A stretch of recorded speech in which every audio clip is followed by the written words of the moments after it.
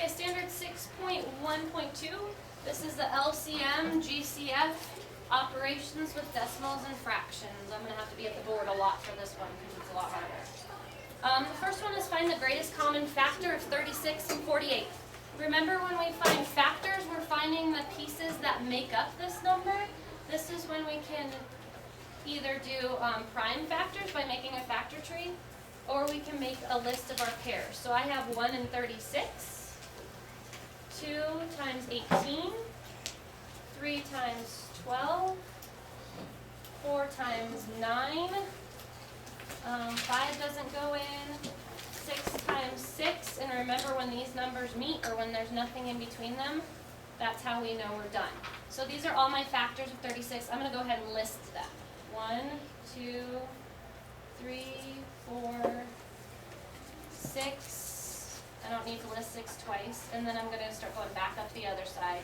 9, 12, 18, and 36. These are my factors of 36. I'm going to do the same thing with 48. I'm always going to start with 1 because it's the easiest one. So 1 and 48. 2 times 24. Oh, 3 times 16. Oh.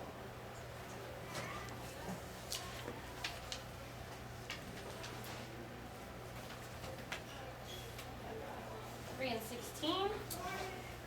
4 and 12. 5 doesn't go in. 6 will go in. 6 and 8. And the only thing between these numbers is 7, and 7 doesn't go in. So I'm going to make a list of the 48 down here too. 1, 2, 3, 4, 6. I'm going back up the other side. 8, 12, 16, 24, and 48. My greatest common factor is this number right here, 12. So the GCF equals 12. If I were adding fractions, this GCF is, oh no it's not, I was going to say it's my denominator, but I'm thinking of LCM, so let's go ahead and get to the LCM ones.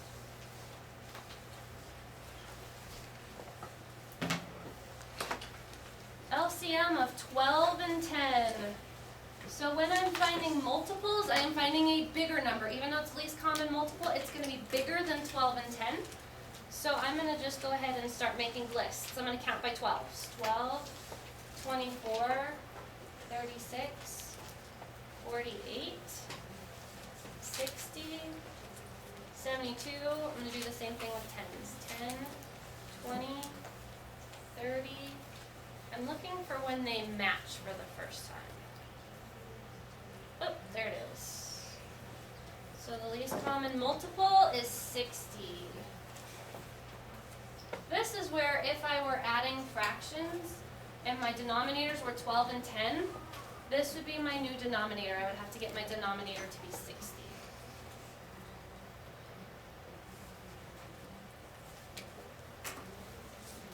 Along with the GCF and LCM, we had all of those story problems. So this table below shows the number of students in the school choir. There are 48 girls and 64 boys. The teacher plans to arrange the students in equal rows. Only girls or boys will be in each row. What is the greatest number of students that could be in each row? If you don't know, just try a guess and check. Let's say that this is girls and this is boys. If there were 10 in each row, then I would be counting 10, 20, 30, 40. And you would see that it wouldn't ever work for girls. Same thing for boys, it would never work. So this is actually, this greatest is kind of our clue here, because we're looking for a greatest common factor. So let's go ahead and find the factors of 48 and 64. And when we do that, we can find what's the greatest thing that they have in common. So we already had all the factors of 48. I'm going to go ahead and list them out. Use yours, that way I don't have to rethink.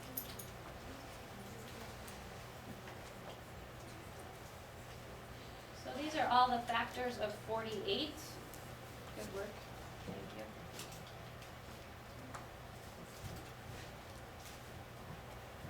And then I just need to find the factors of 64. I'm going to go ahead and scoot it up here so you can see it a little bit better. So starting with 1 and 64, and then 2 and 32. 3 doesn't go in, I know, because if I add these digits, it would be 10, and 10 is not divisible by 3. That's one of our divisibility rules. 4, I don't know if 4 goes in, so I'm going to try it. 4 will go into 6 2 times, and I would have 2 left over. Yep, it will go in 26 times, so 4 and 26. 5 will not go in. 6 will not go in. Nope, 6 will not go in. 7 will not go in, but we know 8 and 8 is 64. So if I'm looking for the greatest common factor, I have an 8 in this one, and I have an 8 in this one. So that means I can arrange these in rows with 8 girls in each row, and with 8 boys in each row. Then I would have 6 rows of girls, and I would have 8 rows of boys.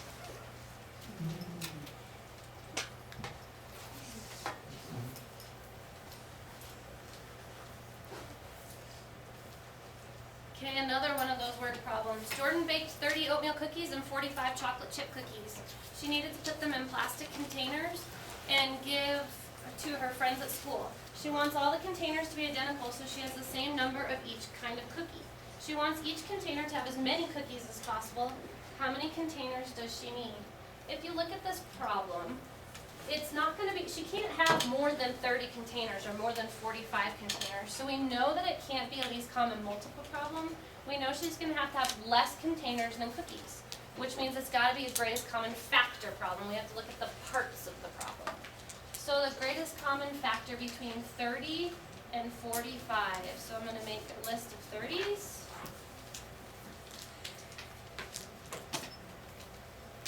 2 and 15, 3 and 10. 4 doesn't go in, 5 and 6, and since we're really close, we're pretty much done. And then same thing with 45. 1 and 45. 2 doesn't go in, 3 doesn't go in. Does it? I better double check. Oh, it does. Oh yeah, 3 and 15. 4 does not go in. 5 goes in. 6 does not go in. 7 doesn't. 8 doesn't. And now we're back to where 5 and 9 meet. So these are my factors of 45. These are my factors of 30. If I'm looking for the greatest common factor, 45 won't work, 30 won't work, but 15 and 15 will. I can have 15 containers.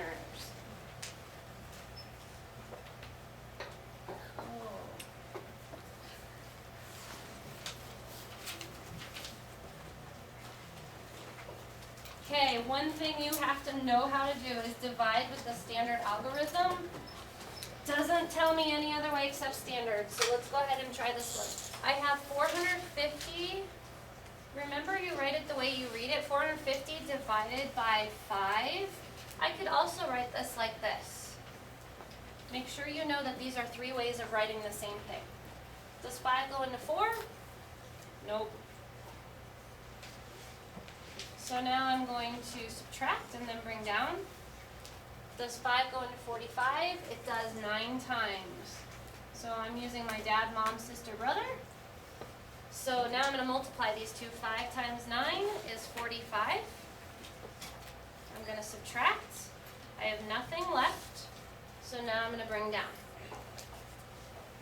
Now it's really easy for people to just say that they're done, but remember that you have to have a number above every number. So if 5 doesn't go into 0, I better say that 5 does not go into 0. And then 5 times 0 is 0. And when I subtract, I have no remainder. I don't have to put a decimal and keep going. I'm done because I have a number above everything. So the answer would just be 90.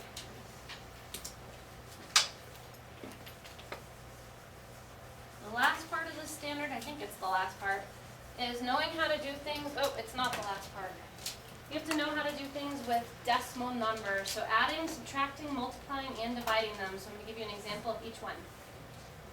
The first one, for adding and subtracting, you need to line up your decimals. So I'm just going to go ahead and write it down the way I have it. But I need to know that this decimal right here has to line up with this decimal. So there's going to be 2.2. If I want to put a 0 here to hold its spot, that's totally okay, but those decimals need to be right in a line when you add. So 2 plus 0 is 2, 2 plus 2 is 4, 4 plus 2 is 6, 3 and nothing there is just 3. So you have to line up the decimals. Same thing here. You just need to make sure that your decimals are in a line. So I'm going to start with the 34.22. Make sure you put the larger number on top. Otherwise, you're going to end up with a negative number. That's going to be a problem. So then subtract 2.2. I'm going to put a 0 here to hold that spot. 2 minus 2 is 0. 4 minus 2 is 2. And 3 minus nothing is 3. That's for those two. Now when you divide and multiply, you have to do the work with the decimals before you start. So I'm going to go ahead, well, especially with division. It doesn't matter whether you line it up or not when you're multiplying. Only with adding and subtracting. So I'm going to go ahead and put the smaller number on the bottom because that's easier. 2 times 2 is 4. 2 times 2 is 4. 2 times 4 is 8. And 2 times 3 is 6. Remember, this guy has to meet everyone upstairs first. Then you have to put a 0 to hold your place. Now you're going to do the same thing with this 2. 2 times 2 is 4. 2 times 2 is 4. 2 times 4 is 8. 2 times 3 is 6. Now I'm going to add it up.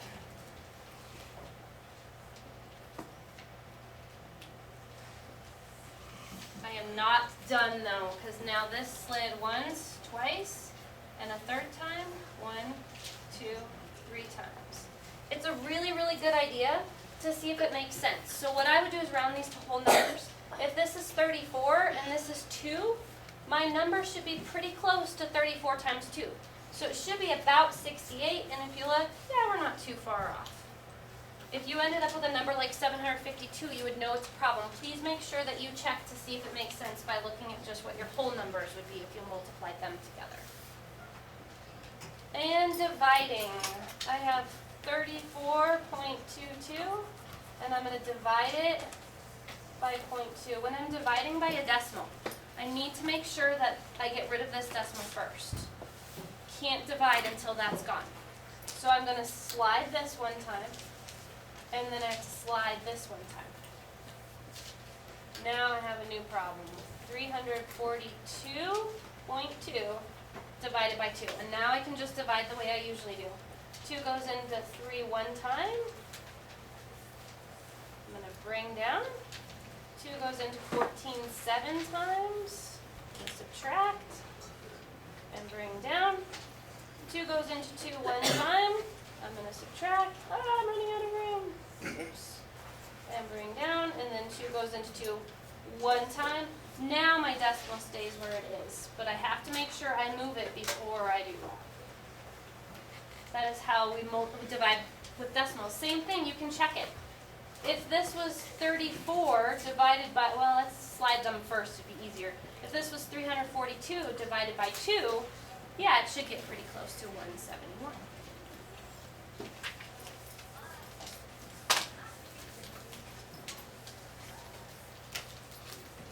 Okay, the last part of this standard is dealing with fractions. Adding and subtracting is actually not one of our standards, although I would probably work on that a little bit if you still struggle, because it probably will come up. It is not one of our standards. It isn't one of our standards.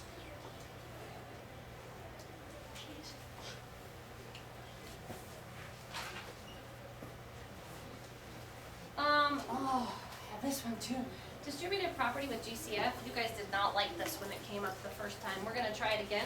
This is distributed property, but backwards. So the first thing you need to do is find the greatest common factor. The greatest common factor between 3 and 6 is the number 3. We're going to pull it outside.